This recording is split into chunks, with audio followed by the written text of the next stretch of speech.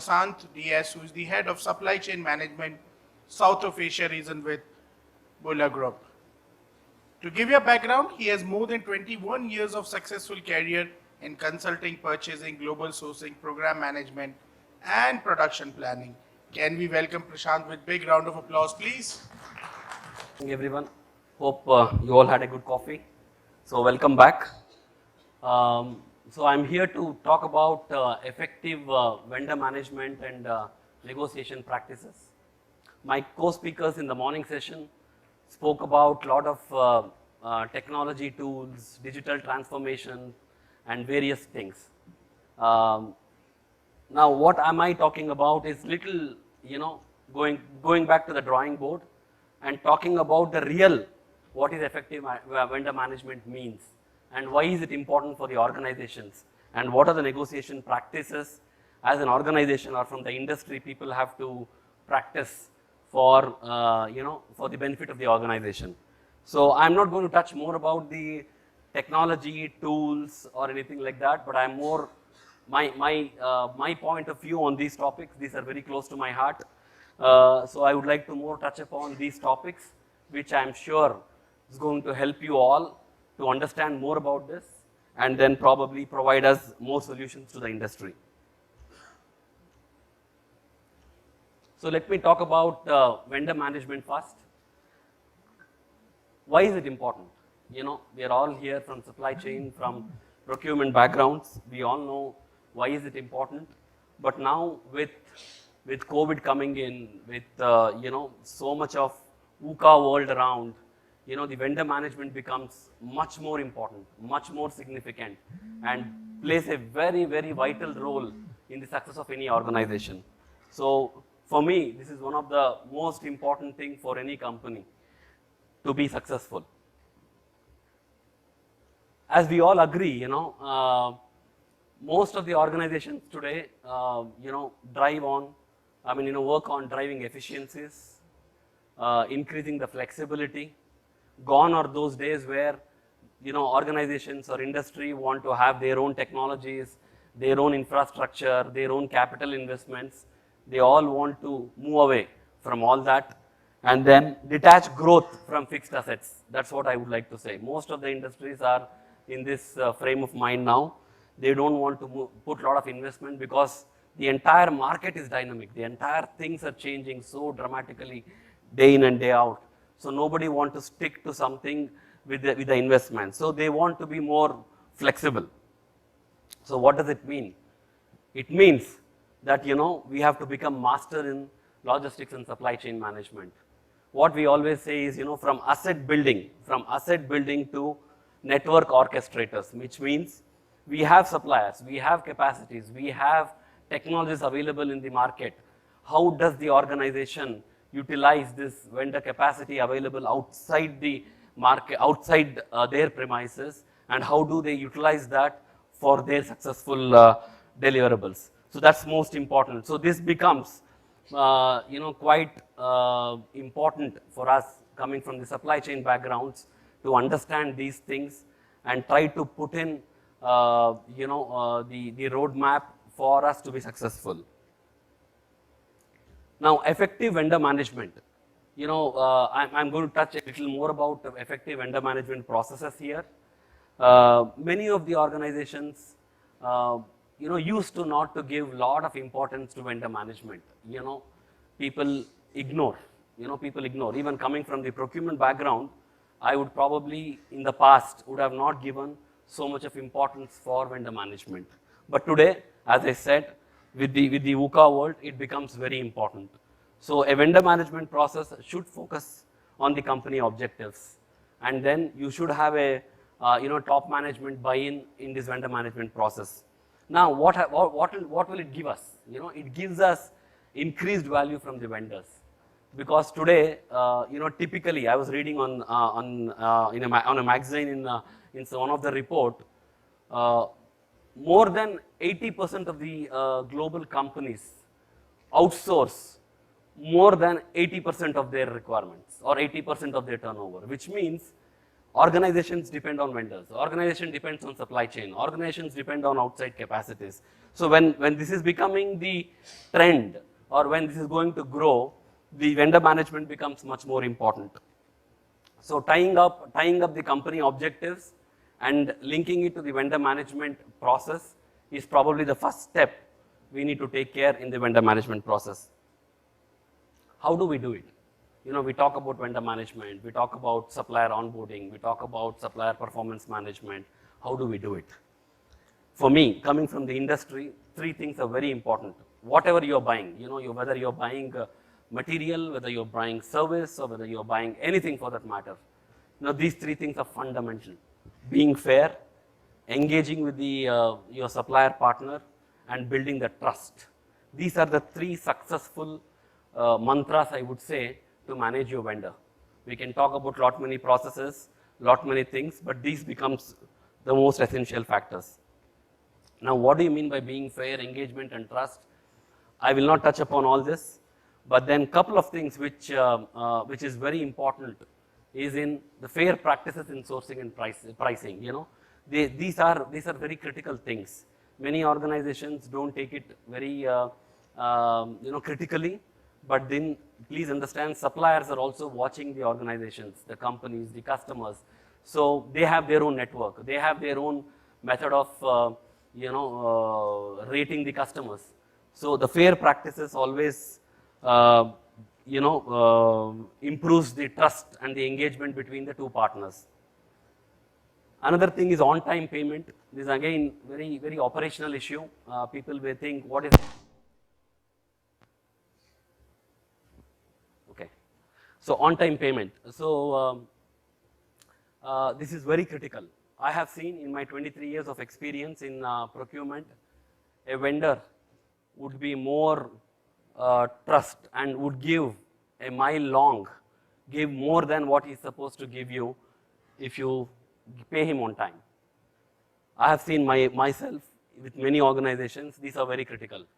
And another important thing which I would also stress on is the purpose. What is the purpose of your company? What is the purpose of your organization? Many a times we don't communicate this to vendor at all. Vendor does not even know what we are doing and what is our, as a company, what is our end goal or what is our purpose of existence. But then I will tell you, by explaining the purpose of the company or the organization to the vendor, I have experienced a lot more trust, a lot more collaboration, a lot more longevity. Actually, I wanted to present my company, my organization, Bueller's corporate video, but because of the logistic issues, I am not able to present it. But then, why I wanted to do that is, we were trying to source many critical things which are very critical for our products, where there are many suppliers, but then suppliers also have choices, and they were not very willing to associate with us because we are very, what can I say, we are very cost sensitive segment. Now, when I explained them about our company and our purpose and why are we in this business and what is it making us to be surviving for the last 160 years in this world, in this earth, then many suppliers, started understanding it and then wanted to associate with us. So the purpose has to be very clearly clarified.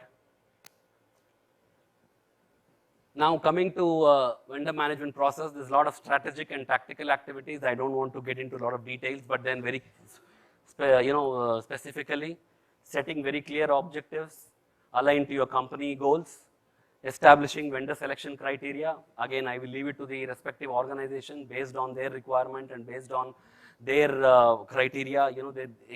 They can establish a vendor selection criteria, and negotiating contracts. My co-speaker spoke about CLM and so on, but then negotiating those contracts upfront, strategizing the risk reduction, and then controlling the cost and delivery. If you cover these aspects in your vendor management overall process, your job is done. And then who are the people who should get engaged in the vendor management processes? Generally, a matured organization even the top management involves, even the CEOs would like to know who are the key vendors, who are the key supplier partners, what do they supply to establish that connect. But otherwise, enterprise level management team, the vendor managers, vendor management team, and vendors would be the parties to the entire vendor management process. But one thing very important, every department in the company should care about vendor performance. Today, in this critical situations, every function has to give that respect to the vendor, has to be associated, have to understand the criticality of the supply chain. Now, after we do all this, what is that we as an organization, we as a customer get?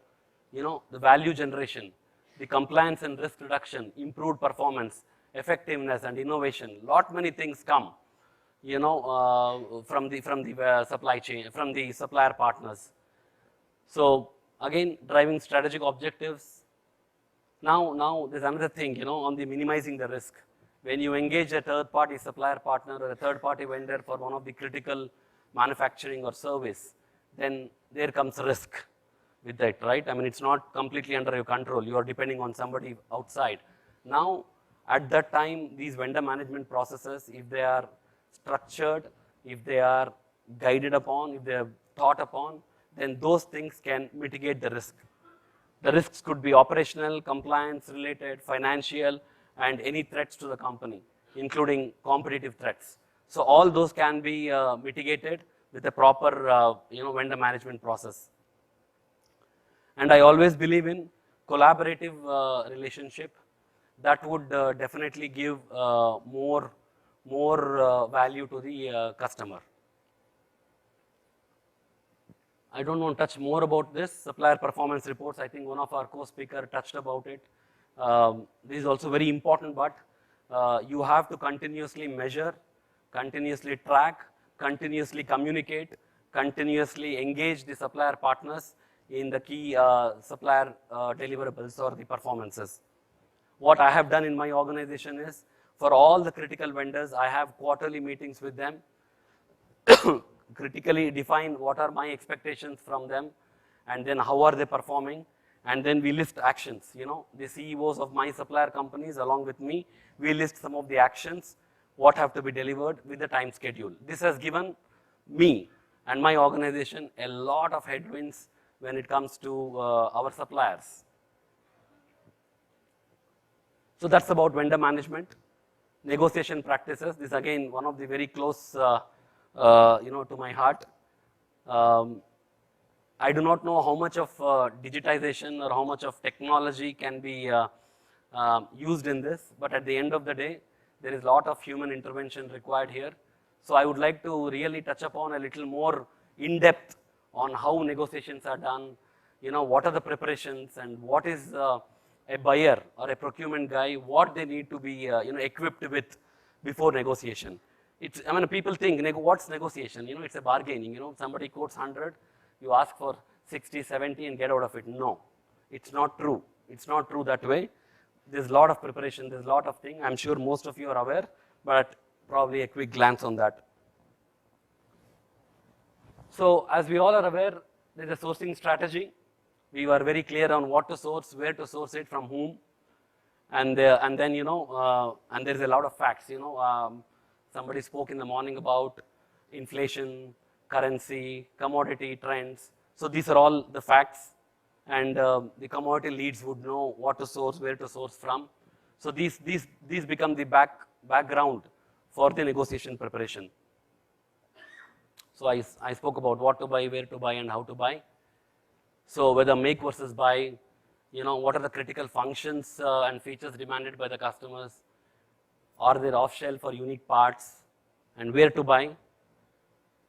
Is it local, regional, international? Today the whole world is open, with the risk, of course. And how to buy? And we all know, you know, we all have seen this, based on the criticality of the component and then difficulty of obtaining supply, you can engage various negotiation strategies.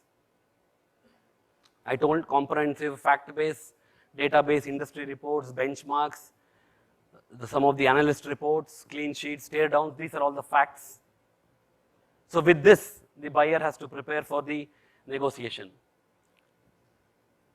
What is the objective? What is the objective of the negotiation? The buyer has to be very clear about what is the end state of most desired outcome, the least acceptable outcome, and what is the best alternative to the negotiated agreement, which means the buyer has to be completely equipped with a lot of this background to have a successful negotiation. What are the carrots and sticks to the vendor? What is the negotiation story? Are there any characteristics that would eliminate a vendor? What are the showstoppers? If this is not achieved, I'm not going to go ahead with the supplier partner. So these background informations are important. And one more important thing is what is the supplier mindset? How important is your customer or your business to him, your current business, your future business, and what options does the supplier have?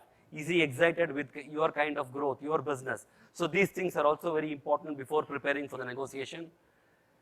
Some data like, what is the most desired outcome, what is the least acceptable outcome, and what is the best alternative. These are all could be some references for the buyer before he sits for the negotiation. And sometimes the negotiation happens with a team, it's not one person. So the entire team have to be synchronized, the entire team have to be aligned, understand the objective, and be part of the negotiation. And then what are the key messages which you have to drive during the negotiation? So once that negotiation, preparation is done, then the real negotiation happens.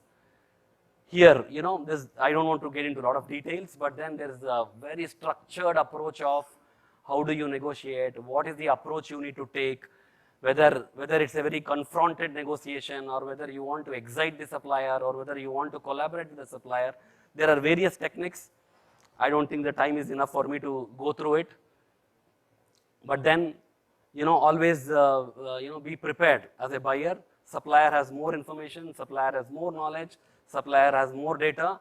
So even then, how do you prepare and how do you negotiate? That depends on your preparation, your skill. Quick things, the side with the most information will usually win the negotiation. The party which has the least time will never win the negotiation. And you also need to deploy different tactics with different suppliers in your own personal style. These are some of the tactics.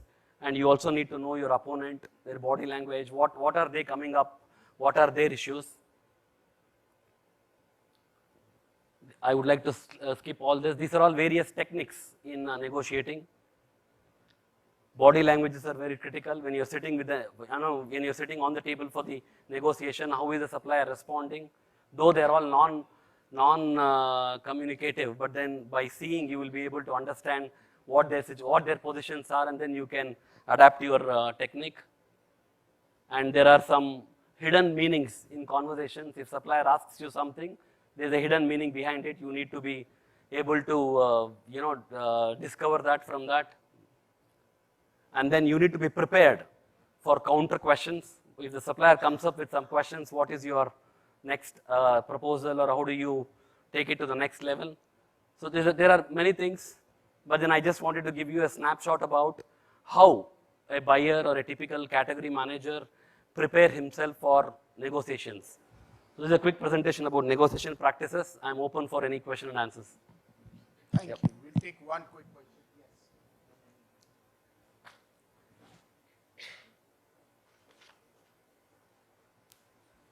Thank you, Prashanth.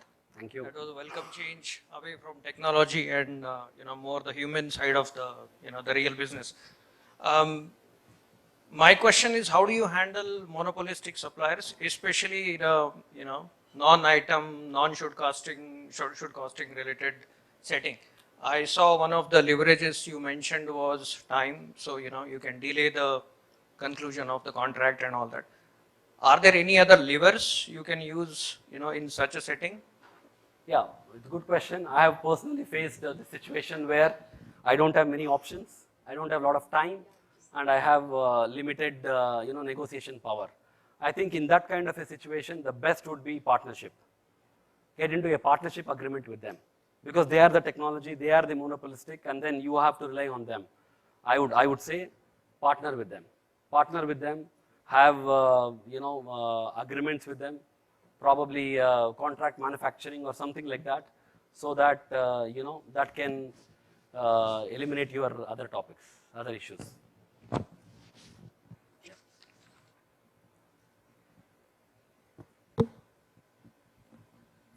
Quick question on the vendor performances.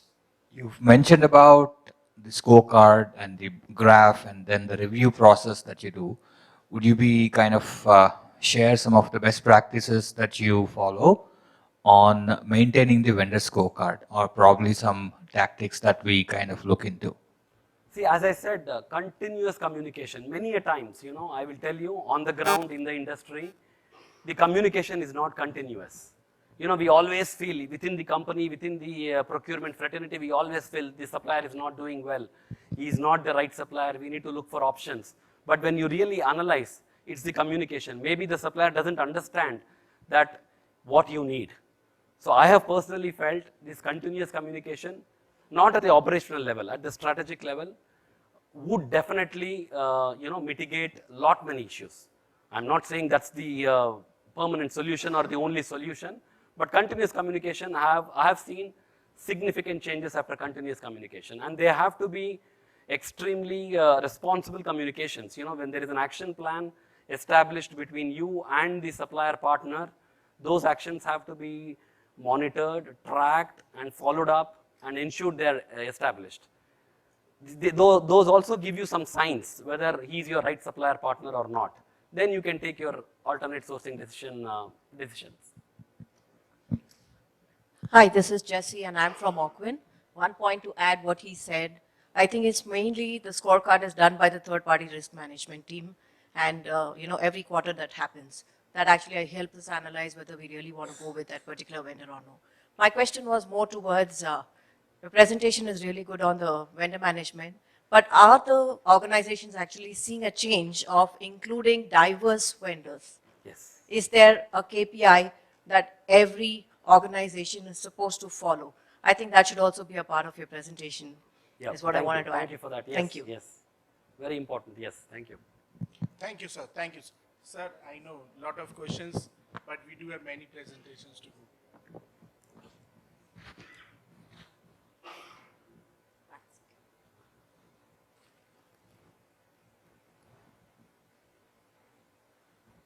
Yeah, hi, thanks. I'm Colonel Rahul Ranjan. So I've been in the procurement space, in my assignment in Army, I handled procurement at Army headquarters. And for the past 2 years, I'm looking after procurement for infrastructure and automation and Flipkart. So just want to give a point of view on what you covered. So see, largely what I feel, organizations feel that procurement is like cricket. So everybody has an opinion on procurement. Yes. As you said that Yes. 100 rupees buy for 60 rupees. And that's a very traditional way of looking at procurement. I think we as procurement, we can add a lot of value in what we can bring to the table. And we need to demand that space on the table. And how we can do that is, we need to leverage the vendor expertise by bringing in value into the organization. And that value can be brought in by, say, optimization. I mean, cost is of course an inherent element of that, but a lot of optimization ideas, a lot of innovative solutions. And that is the space at which the procurement leader should interact with the vendors and bring in those new changes. I would rather say that the negotiation part of it, I mean, with all the reverse auction and those kind of resources available, that should largely be automated or should be a very tactical level activity. But from a strategic standpoint, the procurement leaders should focus more on bringing in value which is different, which is taking the organization to a next level. So I think that is something which we can do, which will really bring a change in mindset regarding what procurement is all about. I think people don't really give that kind of a value which procurement demands or deserves. No, I absolutely agree. Absolutely agree. Successful organizations engage suppliers in a much early stage. I would just like to take half a minute here. I will give you an example. For example, my organization, Buehler, our core strategy is whatever we do new, whatever we invent new, should have 50% less water consumption, 50% less power consumption, and 50% less waste generation. Now, how do we do this? What we have done now, whatever you mentioned, we are engaging supplier partners much early in the cycle. That's where the procurement is playing a key role with the R&D in engaging the right supplier partners much early in the life cycle, even before the product is even thought about. You know, in the concept stages, suppliers are involved, leveraging their technologies, leveraging their capacities. We are trying to build this product. Absolutely right point. Yes, thank you. Thank you, sir. Thank you.